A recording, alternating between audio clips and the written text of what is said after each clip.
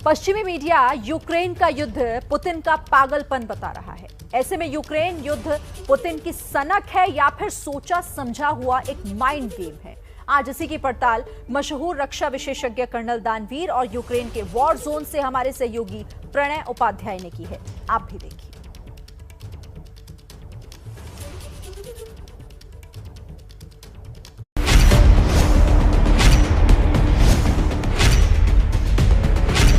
Putin के चलने का अंदाज, अतिथियों के साथ आगे बढ़कर मिलने का अंदाज, वार्ता के लिए टेबल पर बैठ चर्चा करने का ये खास तरीका। पुतिन जब भी कैमरे के सामने होते हैं बिल्कुल सधे अंदाज में नपे तुले तरीके से खुद को बड़ी शालीनता के साथ पेश करते हैं। यूक्रेन पर आक्रमण की घोषणा करते वक्त भी पुतिन का बॉडी लैंग्वेज एक सधे हुए राजनेता जैसा ही दिखाई दिया। संबोधन में ऐसा बिल्कुल नहीं लगा कि पुतिन ने आपा खोकर युद्ध का ऐलान किया हो या वो अपने गुड फ्रेम ऑफ माइंड में न हो।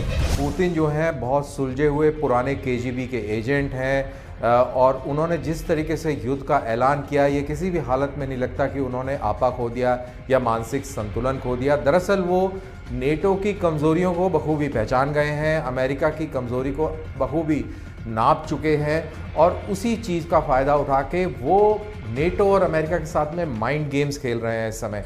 रूस की मार से यूक्रेन तबाह हो रहा है। यूक्रेन की राजधानी कीव, जहां इस वक्त मैं मौजूद हूं, वहां रूसी गोलाबारी की धमक लगातार महसूस हो रही है। यूक्रेन के राष्ट्रपति व्लादिमीर ज़ेलेंस्की एक तरफ हथियार उठाकर आखिरी दम तक लड़ने की बात करते हैं, तो वहीं दूसरी तरफ यूक्रेन अपने आप को शांति के लिए भी तैयार बता रहा है, बातचीत की मेज पर आने का प्रस्ताव भी दे रहा है। इसे रूस की रणनीति कहिए या राष्ट्रपति व्लादिमीर पुतिन का माइंड गेम, लेकिन यूक्रेन इस वक्त अपने भविष्य को लेकर ही कंफ्यूज नजर आ रहा है कि वो शांति की अपील करे, बातचीत की तैयारी करे या मैदान जंग में रण की हुंकार भरे। आखिर ये सब कैसे हुआ? युद्ध शुरू करते वक्त पुतिन ने चाहे जो कहा, लेकिन युद्ध के पहले दिन और युद्ध के दूसरे दिन पुतिन ने दो बयान दिए। इन दोनों बयानों में जमीन आसमान का फर्क दिखाई देता है और इसी फर्क को समझाने के साथ हम पुतिन की सनक या माइंड गेम की थ्योरी को डिकोड कर सकते हैं। युद्ध के पहले दिन पुतिन का बयान। यूक्रेन की सेना हथियार डाल दे और घर चली जाए, यही हमारा मकसद है। हम लड़ाई आगे बढ़ाना नहीं चाहते। युद्ध के दूसरे दिन पुतिन का बयान। यूक्रेन की सेना वहां की सरकार का तख्ता पलट कर दे, हमारे लिए सेना के साथ समझौता करना आसान होगा। इन दोनों बयानों में जमीन आसमान का फर्क है।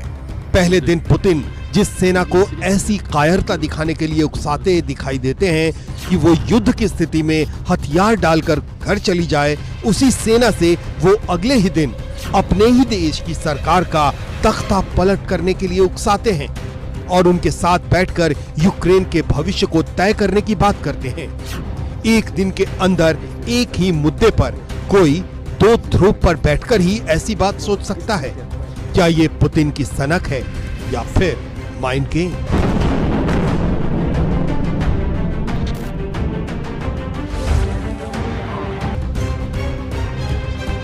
युद्ध के बीचों बीच इन दोनों बयानों के फर्क को समझते हैं मशहूर रक्षा विशेषज्ञ कर्नल दानवीर से, जिन्होंने युद्ध देखे हैं और लड़े भी हैं। मेरे को लगता है कि ये भी एक बहुत बड़ा माइंड गेम पुतिन ने खेला है। दरअसल पुतिन ये तलाशना चाहते थे, टटोलना चाहते थे कि क्या यूक्रेन की सेना ज़ेलेंस्की के प्रति वचनबद्ध है, अभी तक उनकी लॉयल्टी उसी प्रकार से है, यूक्रेन के लिए अभी भी उसी तरीके का जज्बा है। इस चीज़ को वो टटोल रहे थे, इसीलिए उन्होंने कहा था कि आप जो है हथियार डाल दें, सरेंडर कर दें, और फिर उसके बाद में उन्होंने इनको लालच भी दिया कि आप जो है तख्ता पलट कर दें। तो ये दोनों चीज़ों को टेस्ट कर रहे थे व्लादिमीर पुतिन। पुतिन की उम्र 69 साल है। पुतिन फिजिकली बहुत फिट हैं। इतने बड़े ओहदे पर होने के बावजूद पुतिन बेहद संयमित जिंदगी जीते हैं। वो मांस मदिरा से भी ज्यादातर दूर रहते हैं। यहाँ तक कि वो वेगान फूड लेते हैं, यानी दूध दही जैसे जानवरों से मिलने वाली चीजों का इस्तेमाल भी कम करते हैं। क्या ये भी उनकी सनक है?